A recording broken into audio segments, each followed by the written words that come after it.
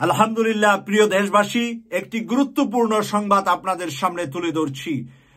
মরহুম অধ্যাপক গোলাম আজম সাহেবের ছেলে ব্রিগেডিয়ার আমান আজমি কিছুক্ষণ আগে তার পরিবারের কাছে বাসায় ফিরেছেন। তিনি আয়নাগরে প্রায় 1 যুগ যাবৎ আটকা ছিলেন। আয়নাগরের ভিতরে ওনাকে আটকিয়ে রাখা হয়েছিল। এই লম্বা সময়টি ওনাকে আটকিয়ে রাখা হয়েছিল। গত 3 বছর আগে আবু তুহা আদনান যেদিন মুক্তি পেয়েছিল, আবু তুহা আদনান একজন তরুণ বক্তা, তাকে গুম করা হয়েছিল 1 সপ্তাহ পরে। যখন ক্যান্টনমেন্ট থেকে আবু তুহা আদনানকে উদ্ধার করা হয়, সেই আবু তুহা আদনানের উদ্ধারের দিনে আমি একটি লাইভ শুতে আমন্ত্রণ জানিয়েছিলাম। কানাডায় ছিলেন তখন মরহুম ক্যাপ্টেন শহীদ সাহেব। মরহুম ক্যাপ্টেন শহীদ সাহেব হলেন বাড়ি কুমিল্লাতে। উনি তখন আমার শুতে বলেছিলেন যে ব্রিগেডিয়ার আমান আজমিও বেঁচে আছে। ওনার কাছে একটি তথ্য ওনার সূত্র থেকে পেয়েছেন।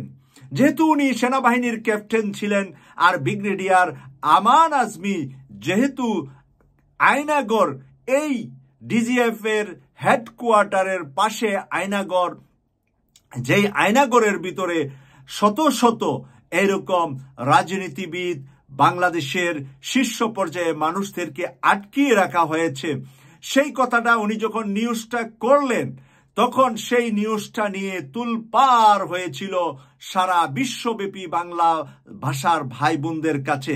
ইউকে কসবা টিভিতে সেই নিউজটার পরপরই বিভিন্ন জায়গায়, বিভিন্ন চ্যানেলে সেই নিয়ে তুমুল আলোচনা হয়েছিল। গত 3 বছর, আনুমানিক 3 বছর আগে আবু তুহা আদনান যেদিন মুক্তি পেয়েছে, সেদিন লন্ডন সময় বিকেল 6টার পরে।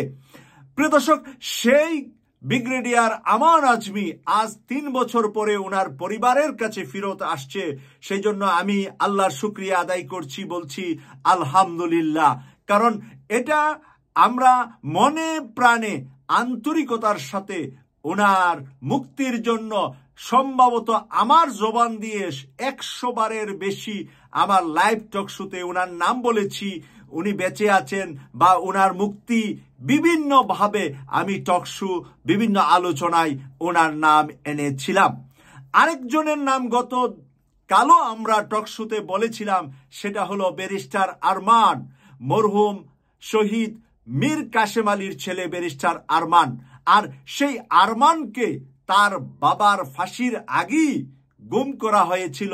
আজ 10 বছর পরে আরমান সে ঘরে ফেরত এসেছে।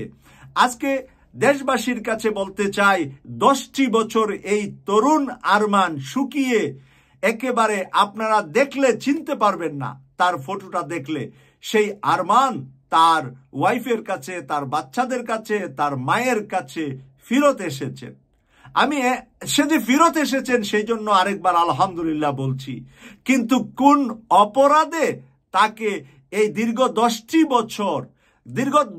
বছর তার মায়ের কাছ থেকে, তার ভাই বোনের কাছ থেকে, তার ওয়াইফের কাছ থেকে, তার শিশু 2টা মেয়ে বাচ্চার কাছ থেকে এইভাবে আটকিয়ে রাখা হয়েছে।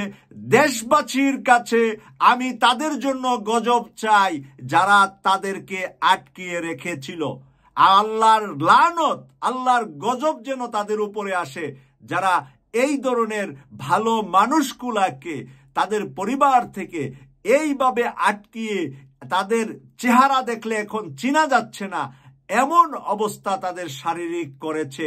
আমরা আল্লাহর শুকরিয়া আবারও আদায় করে আজকের এই নিউজটা এখানেই শেষ করছি। আরও কিছু তথ্য নিউজের জন্য আমি অপেক্ষা করছি। বিএনপি নেতা ইলিয়াস আলী সহ সবার মুক্তি বিষয়ে আমি কাজ করে যাচ্ছি। ইনশাল্লাহ আমাদের সাথে থাকবেন। আমি ব্রেকিং নিউজগুলো আবারও আপডেট করব আপনাদের কাছে ইনশাআল্লাহ।